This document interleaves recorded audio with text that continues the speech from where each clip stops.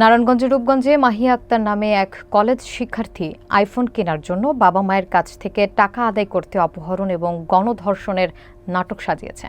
বৃহস্পতিবার দুপুর 12:30টায় রূপগঞ্জ থানায় আয়োজিত এক সংবাদ সম্মেলনে এ তথ্য জানান থানার ভারপ্রাপ্ত কর্মকর্তা তরিকুল ইসলাম। বিস্তারিত দেখুন মাকসুদুল হোসেন তুষারের প্রতিবেদনে। মাহিয়া আক্তার সরকারি মোড়াপাড়া কলেজের একাদশ শ্রেণীর শিক্ষার্থী। ঘটনায় তার দুই সহপাঠী সিফাত মিয়া এবং সিনথিয়া আক্তারকে প্রাথমিক জিজ্ঞাসাবাদের জন্য আটক করেছে পুলিশ।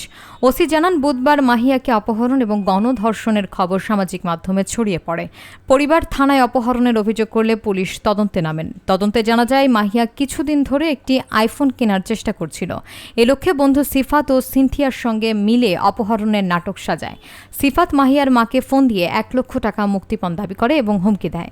মঙ্গলবার রাতে মাহিয়া বান্ধবী সিনথিয়ার বাড়িতে ছিল। পরদিন কলেজের পেছনে অজ্ঞান হওয়ার নাটক করে পড়ে থাকে। বর্তমানে ঘটনার সঙ্গে জড়িতদের বিরুদ্ধে আইনগত ব্যবস্থা প্রক্রিয়াধীন।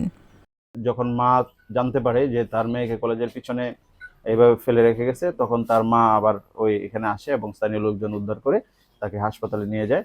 হাসপাতাল থেকে পরে আমরা রেস্কিউ করে ভিকটিমকে, কথিত ভিকটিম, তাকে আমরা ঢাকা মেডিকেল কলেজে প্রেরণ করি। প্রকৃতপক্ষে এটা সে এই আইফোন কেনার উদ্দেশ্যে সে নিজে পরিকল্পনা করে এরকম একটি গণধর্ষণের বা অপহরণের নাটক সে করেছে। এটাই আমাদের প্রকৃত তদন্তে উঠে এসেছে। আর আমি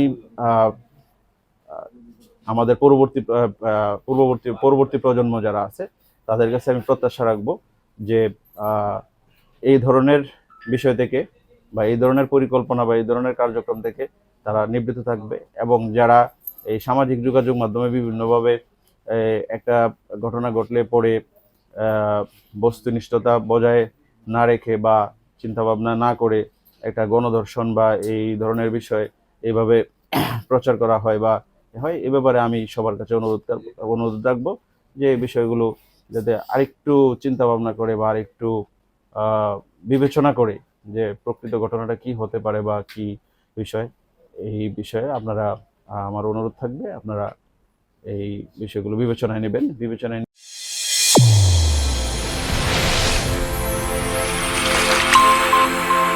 চ্যানেল A1 হৃদয় রেসপন্স।